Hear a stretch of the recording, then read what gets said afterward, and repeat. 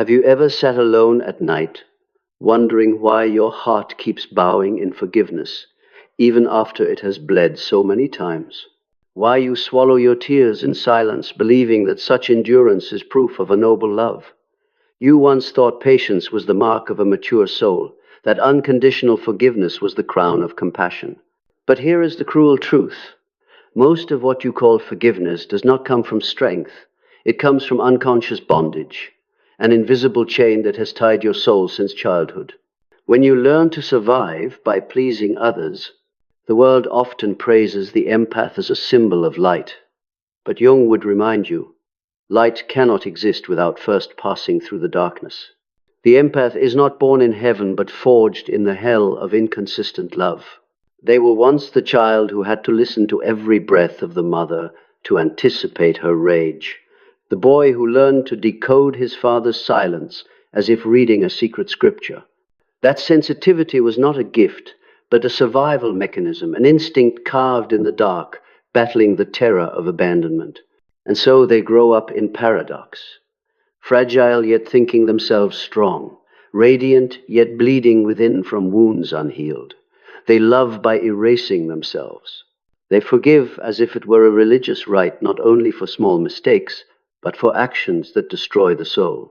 In the unconscious, they believe, if one day they stop forgiving, love will abandon them and their value will vanish. That terrifying belief can be summed up in one sentence: if I do not heal, I will not be loved. So they forgive the narcissist, forgive the betrayer, forgive the abuser. They find endless reasons to excuse the one behind the mask. And all the while, they fail to see that they too are wearing masks, one called peace, another called compassion. But beneath them lies only the hidden fury and primal fear of the abandoned child. Then one day, a sacred fracture occurs. There is no more room for endurance. The soul, after too many times turning the other cheek, collapses and turns inward. This is not cruelty, not revenge, but awakening. It is the threshold of individuation, the process Jung described as the return to the true self. At that moment, masks begin to fall, not only theirs, but yours as well. And amidst the ruins, a truth stands exposed. Your compassion has been weaponized, your light siphoned to feed another's darkness. That moment is terrifying, yet it is the beginning of freedom, for only when the empath stops forgiving do they begin to remember. Remember the times they swallowed truth to keep the peace, the times they bowed in apology for the very wound inflicted upon them, just to preserve connection. And in that stream of remembrance comes a shattering realization. Unconditional forgiveness is no longer love, it is betrayal of the self. And when they see this truth, for the first time they dare to stand tall, discard the mask and face reality. True love does not require blood and tears as proof. Unconditional forgiveness, at first glance, seems like a spiritual summit, a generosity without limits. But if you look closely, you will see that it often wears the shape of masks, the mask of peace, the mask of compassion. And as Jung pointed out, the mask, the persona, has never been the truth. It is merely a garment tailored for social acceptance, but that very garment can tighten, suffocating the soul. Beneath that beautiful fabric lies not pure light, but streams of unacknowledged magma, the fear of abandonment, the rage suppressed, and the wounds never named. The empath believes they live in the light, but in truth they are trapped in a fabricated role, the kind one, the agreeable one, the one who always forgives. That is not the authentic self, but an unconscious puppet constructed to ensure they will still be loved. In Jung's language, this is the dangerous identification with the persona. When someone believes the mask is who they are, they lose connection with the shadow, the hidden, buried part. There in the darkness still echoes the cry of the abandoned child. There the fire of longing for recognition still burns. There tears that were never allowed to fall still wait silently for release. The paradox is this: the empath fears most exactly what they need most. They fear anger, believing anger will drive love away. They fear exposing their wounds, believing vulnerability will lead to rejection, and so they keep wearing the mask. They forgive again and again, not only forgiving others, but forgiving the betrayal of themselves. Each time they bow and let it go, they cut away another piece of their soul, placing it on the altar of the illusion called love. But Jung warned, one does not become enlightened by imagining figures of light, but by making the darkness conscious. When the empath dares to remove the mask of unconditional forgiveness, the journey begins. It is not an easy path. It is a direct confrontation with the truth that your light was exploited to feed another's darkness, that your kindness, once your glory, was turned into chains around your neck. And that very moment is a sacred rupture. It is not the abandonment of love, but the abandonment of illusion. It is no longer self-sacrifice, but a turning inward, where you realize unconditional forgiveness is not a spiritual summit, but a form of unconscious slavery. It is a performance repeated endlessly to preserve love, but that love is nothing more than smoke in the shape of a human. When you dare to look into that emptiness, when you silently listen to the deceit of the persona of the one who always forgives, you will hear a whisper from the true self. That voice is not gentle. It thunders like a storm. I exist. I am worthy. I do not need to erase myself to be loved. It is the voice of the soul yearning for boundaries, the voice of the inner child wanting to cry, to rage, to be embraced in unconditional acceptance, not from others, but from you. And when that voice is heard, the mask begins to fall. Not only their mask, but yours. In the unobstructed gaze, a truth blazes forth. Real love never means the erasure of the self. Compassion never means becoming a victim. And forgiveness, when stripped of boundaries, is not nobility, but a betrayal of the soul. Few dare to say it outright. Your silence and forgiveness are the stage on which others perform. You do not realize that each time you bow your head, you are lighting the spotlight for them to stand center stage, acting out the role of victim or false hero. But when you step off the stage, the play ends. The narcissist has no mirror to reflect their false allure. The manipulator has no audience to distort reality. When you stop concealing the pain, truth reveals itself without a single accusation. And in that stopping, something strange happens. Their mask falls not because you tore it away, but because it has nothing left to cling to. Jung called this the return of the shadow, when what is hidden in the unconscious can no longer be denied. The narcissist, once cloaked in charm, now appears as a desperate addict to supply. The betrayer, once sweet, now stands exposed as a coward avoiding truth. And you, the one once seen as weak, now become the merciless mirror. It is the clarity in your eyes that unmasks them. This is a painful moment, for it forces you to grieve all the illusions you once clung to. You must bury the image of a person who could change, a relationship that could be saved, a love that could heal all wounds. But in the funeral of illusion, a new seed begins to sprout. For when illusion dies, you see for the first time the naked truth. Love does not save if it demands you betray yourself. The empath is no longer a sponge absorbing the pain of others. They become a mirror reflecting truth while remaining whole. They learn that compassion no longer means saving anyone, but the discerning clarity to know who deserves your light and who only seeks to drain it. And when they dare to speak one simple but sacred word, no, the invisible power once lost suddenly returns. The energy once given away in the form of forgiveness is reclaimed in the form of boundaries. They realize that forgiveness is no longer an excuse to maintain connection, but has value only when it arises from inner freedom. True forgiveness is no longer about others, but an act of liberating yourself from chains. Jung emphasized, no one can become themselves while still living in the reflection of another. When the empath stops unconditional forgiveness, they cease projecting the image of the wounded child who needs saving onto the narcissist. They return the darkness to its rightful owner, no longer carrying it like a cross upon their shoulders, and in that release, rebirth begins. The empath is reborn, not in sweetness, but in fire. The fire of anger finally acknowledged, the fire of pain finally named, the fire of truth finally unveiled.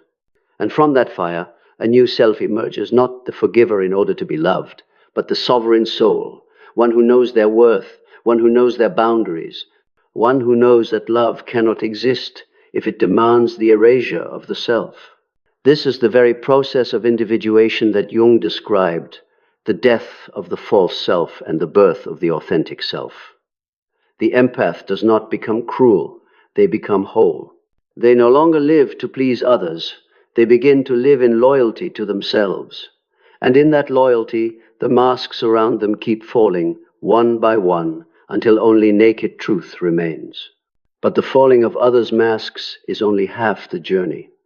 The other half, and the most painful part, is the inward return.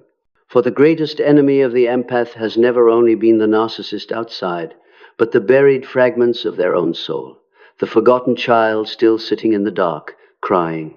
The rage so extinguished, it has turned into cold ash, the fear of abandonment lurking in every relationship. When facing the outside, you can leave, but when facing yourself, there is no way out except the courage to look straight in.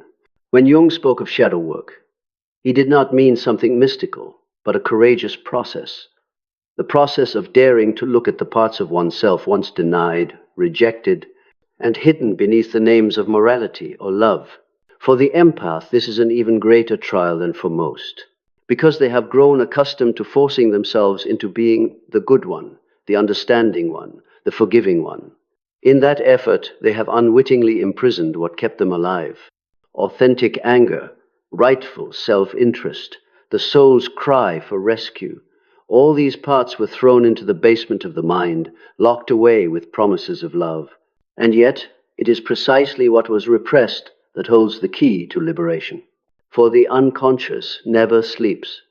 It knocks through dreams, through strange obsessions, through bursts of anger that flare up suddenly and are quickly suppressed again. In those dreams, the empath finds themselves wandering houses with locked rooms. They meet wolves disguised as ex-lovers, mirrors bursting into flames when they look into them. These images are not illusions, but invisible letters of the soul, warnings that your forgiveness has become a prison, your silence has become a betrayal of yourself. Jung called these signals the language of the unconscious. And the unconscious will not stop until you descend into your own underworld. The journey is not easy, for it confronts the very darkness you fear most. But when you are brave enough to step down, you will encounter an image long exiled, the Holy Child. The Holy Child is not a cute metaphor. It is an ancient archetype, the self in its primordial form, the self that was never wounded, never twisted by expectations, never taught that love must be bought with sacrifice. This child does not beg, does not shrink, does not flatter to be loved. It stands radiant, fierce, raw, and in its eyes you recognize a power long asleep within, the power not to prove, the power not to depend on pleasing anyone, the power simply to exist. The moment of meeting the Holy Child is a quake to the roots, for in that moment you see clearly.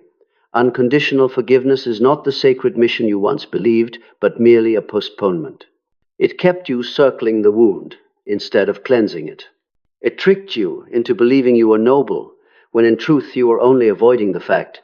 You too have darkness, you too have anger, you too have the need to be loved unconditionally.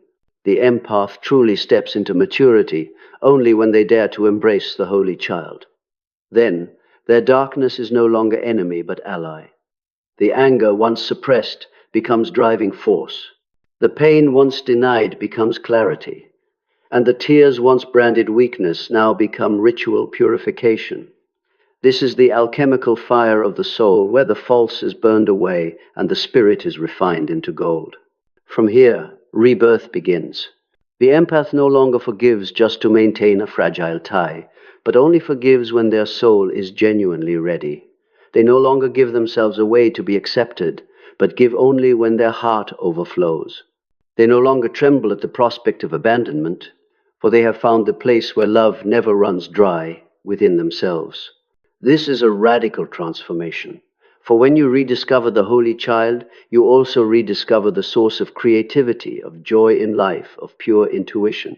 You begin to live not as a mirror of others' desires, but as yourself, clear, whole, unveiled. And in that presence, true love finally has a chance to appear. Not love based on exchange, not love built on fear, but free love, love that never demands you betray your soul in order to keep it. Shadow work, then, is not a journey to make you better by outer standards, but to restore your inner wholeness. It does not teach you to forgive more, but to forgive at the right time. It does not teach you to be silent more, but to know when to speak. It does not make you a saint, but returns you to being fully human, both light and dark, both strong and fragile, both angry and loving. At that point, you no longer fear your own darkness, nor let others manipulate it.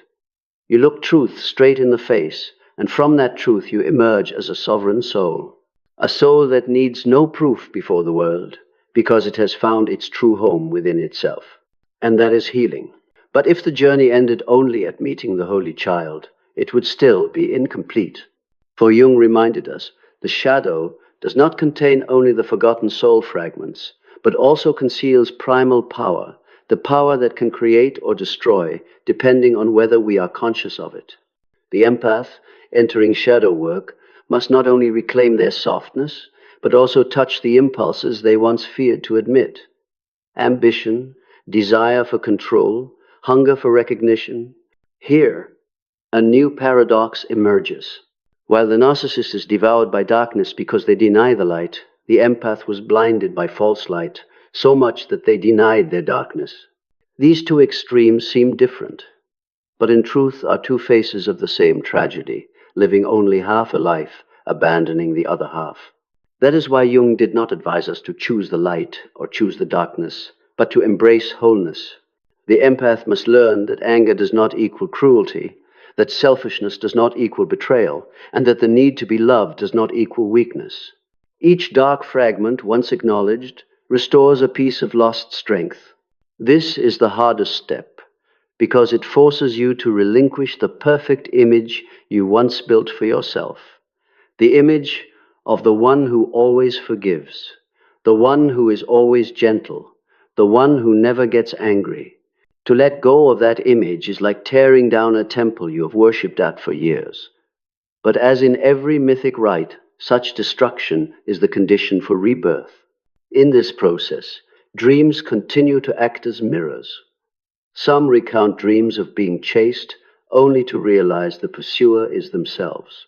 Others dream of falling into an abyss, only to discover wings they had never opened. These images, on the surface, seem frightening, but Jung would say, they are invitations from the unconscious, urging you to see that the very part you avoid is the part that can set you free. When you have the courage to sit with fear, you discover a truth. Fear is only a doorway. Behind it lies life energy.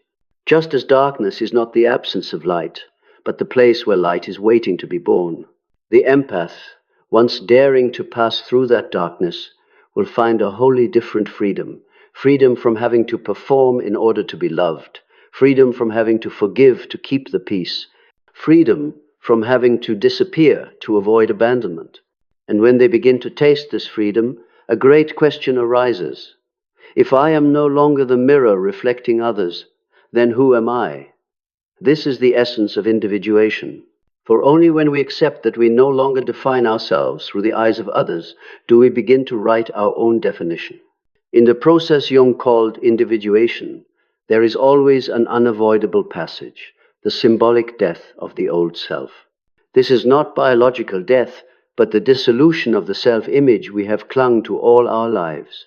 For the empath, that image is often the good one, the one who always forgives, the one willing to sacrifice in order to be loved.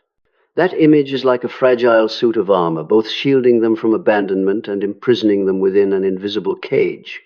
But then a moment comes when that armor no longer fits. It constricts them to suffocation, and to survive, they must let it die.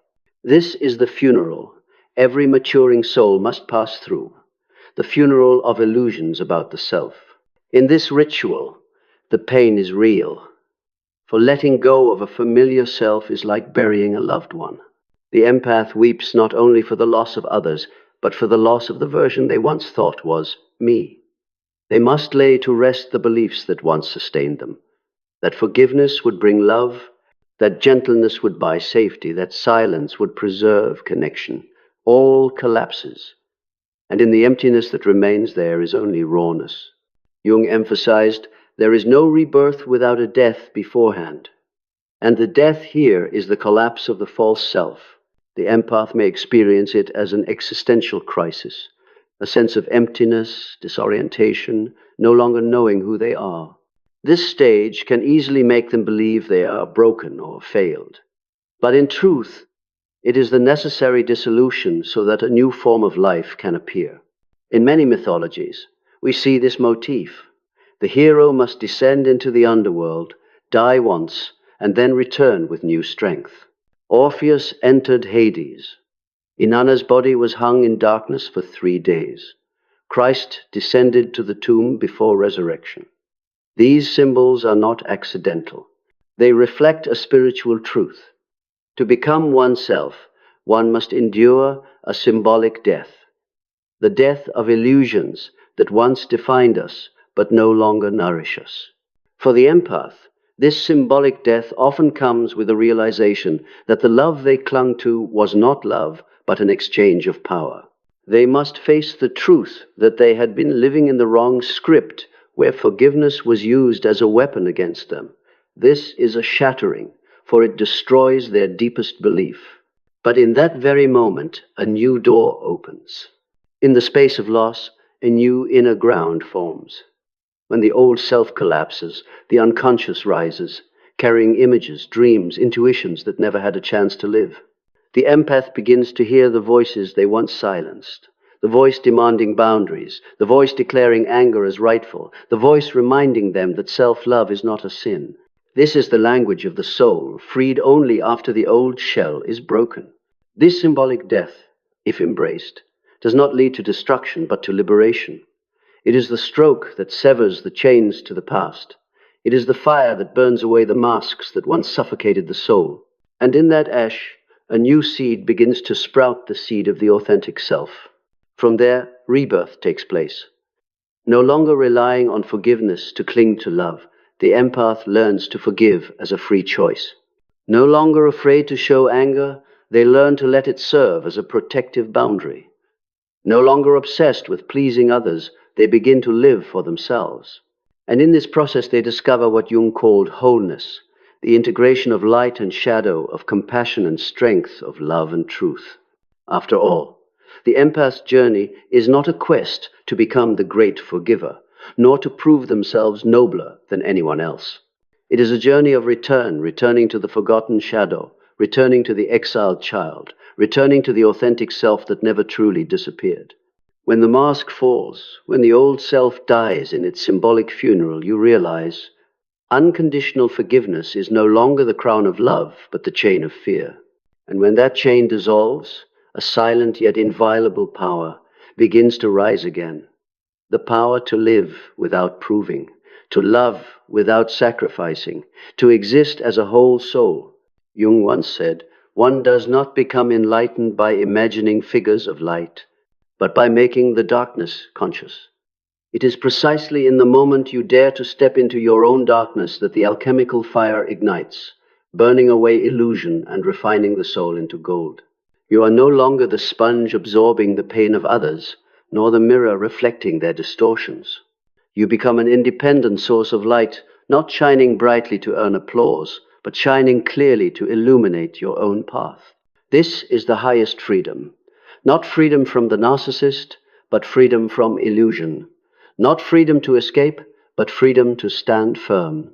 From here, love is no longer something you beg for, but a current you generate. Compassion is no longer synonymous with sacrifice, but with discernment. And forgiveness, when it comes, is no longer a betrayal of the self, but an act of soul liberation so that you are no longer bound to the past. The journey is painful, but sacred. For in the death of illusion, a new self is born, a self that can rage, that can weep, that can say no, and that can also love in freedom. This is the sovereign soul, and when you reach this point, you understand your light was never lost. It was only waiting for you to stop betraying yourself so it could blaze forth again.